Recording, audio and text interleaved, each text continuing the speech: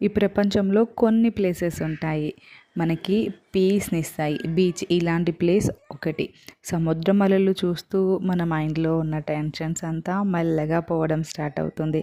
ప్రతి అల ఒక స్టోరీ చెబుతుంది. లైఫ్తో అప్ అండ్ డౌన్స్ ఎలా ఉంటాయో గుర్తు చేయడానికి.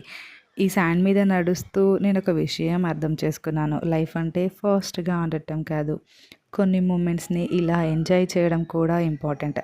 సన్సెట్ టైంలో స్కై కలర్స్ మారడం చూస్తే మనకి తెలుస్తుంది చేంజ్ అయింది నేచర్ అని. మనం కూడా లైఫ్లో చేంజ్ని యాక్సెప్ట్ చేస్తూ ముందుకు వెళ్ళాలి అని.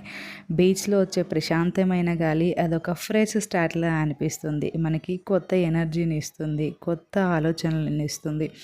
ఈ మూమెంట్లో నేను చాలా హ్యాపీగా ఉన్నాను. ఎందుకంటే సింపుల్ థింగ్స్లో కూడా హ్యాపీగా ఉండటం నేర్చుకున్నాను. లైఫ్ పర్ఫెక్ట్ కాకపోయినా ఇలాంటి మూమెంట్స్ వల్లనే లైఫ్ బ్యూటిఫుల్గా మారుతుంది. నా హస్బెండ్ నా స్ట్రెంగ్త్, మా పిల్లలు నా హ్యాపీనెస్, ఇవి రెండు కలిసి నా లైఫ్ని మీనింగ్ఫుల్ ఇచ్చాయి.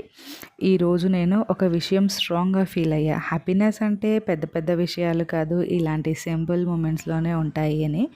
బీచ్లో మా ఫుట్ ప్రింట్స్ పోయినా కానీ ఈ మూమెంట్స్ మాత్రం ఎప్పటికీ పోవు.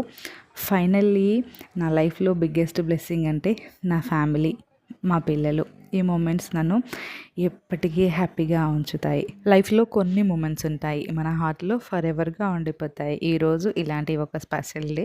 నా పక్కన నా హస్బెండ్, నా చేతిలో నా పిల్లలు, ఇవి రెండు ఉంటే నా వరల్డ్ కంప్లీట్ అనిపిస్తుంది. బీచ్లో మా బాబు ఫస్ట్ టైం శాండ్ మీద ఆడుతూ ఉంటూ ఆ స్మైల్ చూసి నా హార్ట్ ఫుల్ హ్యాపీ అయిపోయింది. నా హస్బెండ్ మా బాబుని చూసుకుంటూ చాలా హ్యాపీగా ఉన్నాము. ఈరోజు ఈ అలల మధ్యలో మా నవ్వులు, మా చిన్న చిన్న మూమెంట్స్ చాలా స్పెషల్గా ఫీల్ అయ్యాము. మా బాబు నవ్వుతూ, సముద్రం కూడా హ్యాపీగా ఉంది అనిపించింది. నా హస్బెండ్తో ఇలా ప్రశాంతంగా వాక్ చేస్తూ మా మెమొరీస్ అన్నీ గుర్తిస్తూ చాలా హ్యాపీగా ఉన్నాము. లైఫ్లో పెద్ద పెద్ద డ్రీమ్స్ ఉండొచ్చు, కానీ ఇలాంటి చిన్న మూమెంట్స్ మన హార్ట్ని ఫుల్ హ్యాపీగా ఉంచుతుంది. సముద్రంలాగా మన లైఫ్ కూడా ఎండ్లెస్. ఇప్పుడు ప్రశాంతంగా ఉండదు, కొన్నిసార్లు అప్ అండ్ డౌన్స్ ఖచ్చితంగా ఉంటాయి. కాబట్టి ప్రతి మూమెంట్ని ఎంజాయ్ చేయడం, మన పక్కన ఉన్న వాళ్ళని హ్యాపీగా ఉంచడం. ఎందుకంటే ఈ మూమెంట్స్ మళ్ళీ రావు. ఫైనల్లీ ఈ బీచ్ నాకు ఒక లెసన్ నేర్పించింది. Let's go, feel free and just enjoy the present.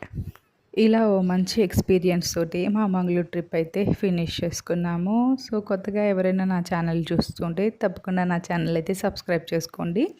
Video నచ్చితే తప్పక లైక్ చేయడం మాత్రం మర్చిపోకండి. సో ఇది మా సెకండ్ డే బీచ్ వ్లాగ్ అన్నమాట. థర్డ్ డే ఏ టెంపుల్కి వెళ్ళాము అనేది నెక్స్ట్ నా రీల్స్లలో పోస్ట్ చేస్తాను. కుదిరినంత వరకు నేను ఎంజాయ్ చేశాను. రీల్స్, వీడియోస్ అయితే చాలా తక్కువ తీసుకున్నాను. బట్ ఏ టెంపుల్కి వెళ్ళాము అనేది ఒక మెమరీ కోసమని క్యాప్చర్ చేసుకున్న వీడియోస్ అయితే ఉన్నాయి. ఖచ్చితంగా నేను మీతో కూడా షేర్ చేసుకుంటాను. నన్ను సపోర్ట్ చేస్తున్న వాళ్ళందరికీ thank you so much. So me support ఇంకా ఉంటే నేను ఇంకా మంచి మంచి వీడియోస్ చేయగలను. సో మీ సపోర్ట్ కావాలని కోరుకుంటున్నాను. ఇంకొక వీడియోతో మీ ముందుకు వస్తాను. Thanks for watching, thanks for your time. మా హస్బెండ్ తోటి ఇందాక నేను కొన్ని రీల్స్ చేద్దామని చెప్పేసి తనతో కూడా వీడియోస్ తీసుకున్నాను. ఎందుకంటే ఎప్పుడు వర్క్ అనుకుంటూ బిజీగా ఉంటారు కదా. ఇలా బయటికి వచ్చేటప్పుడు వాళ్ళు హ్యాపీగా ఉంటూ మనము హ్యాపీగా ఉంటూ మంచి మెమొరీస్ ఉంటాయి. సో ఇలా మేము మా పెళ్ళైన ఫస్ట్ ఇయర్లో బీచ్లో అయితే చేసాము. ఆల్మోస్ట్ 8 to 9 years తర్వాత లాంగ్ బ్యాక్లో ట్రిప్ వెళ్ళాము. ఎందుకంటే తమిళనాడులో ఉన్నప్పుడు ఒక బేబీ తోటి ఉండేదాన్ని. దాని తర్వాత కొంచెం రెస్పాన్సిబిలిటీ తోటి బిజీ అయ్యాను. ఫైనల్గా ఇదనమాట.